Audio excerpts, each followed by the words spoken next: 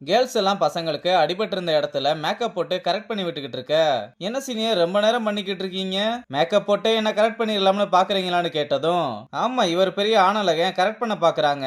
உனக்கெல்லாம் தேய்ச்சி விடுறதே பெருசு, மூடிக்கிட்டு இருடான்னு சொல்ல, உங்களுக்கு எப்படி ரத்தம் கட்டி இருந்தா அதை மேக்கப் போட்டு மறைக்கலாம்னு தெரியும்னு கேக்குறான். பத்மாவும் டக்குன்னு கேட்டதும் பதட்டத்துல ஹை கிஸ்னு சொன்னதும், என்னது ஹை கிஸ்ஸா, அதுவும் நம்ம காலேஜ்லயா?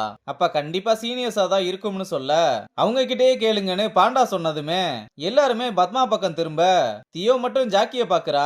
உடனே ஜாக்கியும் என்னாச்சுன்னு ஒண்ணுமே தெரியாத மாதிரி கேக்குறான்.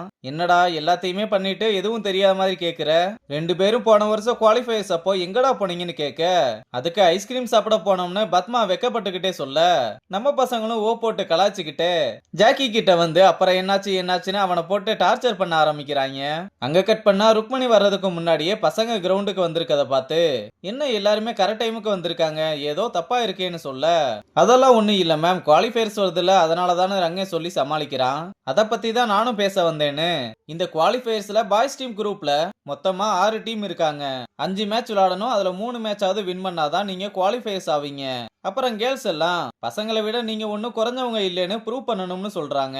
அப்பதான் ரிஷி லேட்டா உள்ள வர்றான். அவனுக்கு அடிபட்டு இருக்கத பார்த்துட்டு, என்ன உனக்கு கண்ணு பக்கத்துல அடிபட்டு இருக்கு என்னாச்சுன்னு கேட்கவும், பசங்க எல்லாரும் போச்சுடா மாட்டிக்கிட்டோம்னு பதறானுங்க. அப்ப ரங்கன் தான் அவனுக்கு உடம்பு சரியில்லைன்னு சொன்னா மேம், தடுமாறி கீழே விழுந்திருப்பான் போல, நான் பாத்துக்கிறேன்னு சொல்லி சமாளிக்கிறான். அப்புறம் மாத்தையன் ரிஷி கிட்ட, நேத்து நடந்ததையே நினைச்சுக்கிட்டு இருக்காத, எதுனாலும் பாத்துக்கலாம்னு ஆறுதல் சொல்லிக்கிட்டு இருக்கும்போது ஜாக்கி வந்து, ஏண்டா நேத்து எங்களை அசிங்கப்படுத்தினது பத்தாதுன்னு இன்னைக்கு வந்து மாட்டி விட பாக்குறியா? காயத்தை மறைச்சிட்டு வரணும்னு கூட தெரியாதான்னு கத்திக்கிட்டு இருக்க. டே அவனே சோகமா இருக்கான், நீ வேற ஏன்டா திட்டிக்கிட்டு இருக்கேன்னு சொன்னாலும், மச்சான் அவனுக்கு சீட்டே கிழிஞ்சாலும் அவங்க அப்பா புது அகாடமியே ஆரம்பிச்சிருவாரு. ஆனா நமக்கு அப்படியான்னு பேசிக்கிட்டு இருக்கும் போதே ரிஷி அந்த இடத்துல இருந்து கிளம்ப, சொல்லிக்கிட்டே இருக்க எங்கடா போறேன்னு அடிக்க வந்ததும் மாத்தையன் தான் தடுத்து 2 பேரையுமே அனுப்பி விடுறான். இங்க துளசி கட்சி சம்பந்தமாவோ பர்சனலாவோ எங்கேயோ கிளம்புறாங்க போல. அதனால ருக்மணி கிட்ட சொல்லிட்டு போற மாதிரி ரங்கன் கிட்ட சொல்லிட்டு போகலாம்னு வந்து, இன்னைக்கு நைட்டு நான் கிளம்புறேன்னு சொல்ல, ருக்மணியும் நீ ரொம்ப நல்ல வேலை பார்த்திருக்க, அடுத்து நீ இங்க வரும்போது நிறைய விஷயம் மாறி இருக்கும்னு சொல்றாங்க. அப்ப ரங்கன் துளசி கூட நான் பேசணும்னு சொல்ல, ருக்மணியும் போயிட்டு வாங்கன்னு அனுப்பிவிட, இந்த பக்கம் நம்ம பசங்க எல்லாம் இத பார்த்து வெறும் 4 மீட்டிங்ல மினிஸ்டரை கரெக்ட் பண்ணிட்டு கூட்டு போய்கிட்டு இருக்காரு. ஆனா இங்க ஒருத்தன் 4 வருஷம் தங்கம் தகரம்னு சுத்திக்கிட்டு இருக்கான்னு மணியை கலாச்சிக்கிட்டு இருக்காங்க. இங்க ரங்கன் எல்லார் முன்னாடியும் நான் தனியா பேசணும்னு கேட்டிருக்க கூடாதுன்னு துளசி கிட்ட சாரி கேட்க, அவங்க எல்லாருமே பர்சனல்னு நினைச்சிருப்பாங்க, ஆனா எனக்கு தெரியும் நீ அகாடமி விஷயமா தான் பேச கூப்பிட்டுருப்பேன்னு.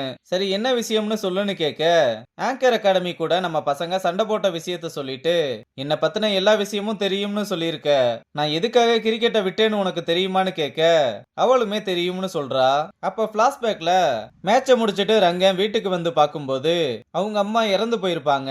ரங்கனும் நான் உன்னை தனியா விட்டு போயிருக்க கூடாதுன்னு சாரி கேட்டு ரொம்ப அழுகுறான். அப்புறம் பேக்ரவுண்ட்ல ரங்க அம்பையர் அடிச்சதுனால எம்என்சிஏவை 2 வருஷத்துக்கு பேன் பண்ண விஷயத்த நியூஸ்ல சொல்லிக்கிட்டு இருக்காங்க.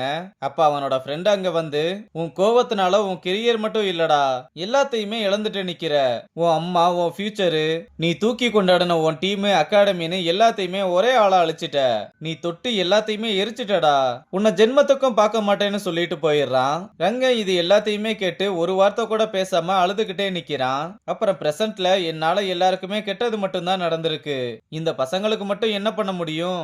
ருக்மணி மேம் கிட்ட எல்லாத்தையுமே நான் பாத்துக்கிறேன்னு சொல்ல தோணுது, ஆனா என் பாஸ்ட் எல்லாம் என் கண்ணு முன்னாடி வந்துட்டு போகுதுன்னு சொன்னதும், துளசியும் கண்ணு முன்னாடி வந்துட்டு போகாத ஒரு விஷயத்த இப்ப சொல்றேன், நீ சொல்லுவியே என்ன பார்த்தா என்னோட பயந்து போன முகம் மட்டும்தான் ஞாபகம் இருக்குன்னு, அதுக்கு பின்னாடி ஒரு கதையே இருக்கு, அடிக்கடி இந்த இடத்துக்கு தான் தனியா வந்து அழுதுகிட்டு இருப்பேன், அப்ப எல்லாமே போதும்னு தோணும், ஆனா முகம் தெரியாத ஒரு பொண்ணு கிட்ட நீ சொன்ன வார்த்தை அதுதான் நான் இப்ப இங்க இருக்க காரணம்னு பாஸ்ட்ல துளசி ஓடி வந்து ரங்கங்கிட்ட, என்னாலதான் உங்க லைஃப்ல நிறைய பிரச்சனைன்னு சாரி கேட்க, அதெல்லாம் என்கிட்ட சொல்லாத, உன்னை ஒருத்தன் தொட்டா பயந்து நடுங்காம திருப்பி அடி, எப்படி அடிக்கணுமோ அப்படி அடி, அப்ப புரியும் உனக்கு யாருமே தேவையில்லைன்னு சொல்லிட்டு போறான். உன் கண்ணுக்கு தெரிஞ்சவங்களுக்கு நீ பிரச்சனை ஆயிட்டேன்னு நினைச்சுக்கிட்டு இருக்க, ஆனா எனக்குன்னு யாருமே இல்லாதப்போ யாரும் பேசாதப்போ நீ என்னோட லைஃபையே மாத்திட்ட, நீ சொன்ன மாதிரி அவனுங்களை திருப்பி அடிக்க 12 வருஷமா போராடி இப்ப இங்க வந்து நிக்கிறேன், எனக்கு தெரியும் நீ ஸ்டூடெண்ட்ஸுக்கு நல்லதுதான் பண்ணுவ, நீ ஓரமா நின்னப்பவும் நீ பயந்த மாதிரி தான் நடந்தது, இனிமேலாவது நிக்கிறதுக்கு பதிலா ஓடு, அப்படியே தோத்தாலும் ட்ரை பண்ணி பார்த்தோம்னு நிம்மதியாவது கிடைக்கும்னு சொல்றா. ரங்கனும் எல்லாத்தையுமே யோசிச்சு பார்த்துட்டு சரின்னு தலையாட்டுறதோட இந்த எபிசோட முடிச்சிருக்காங்க.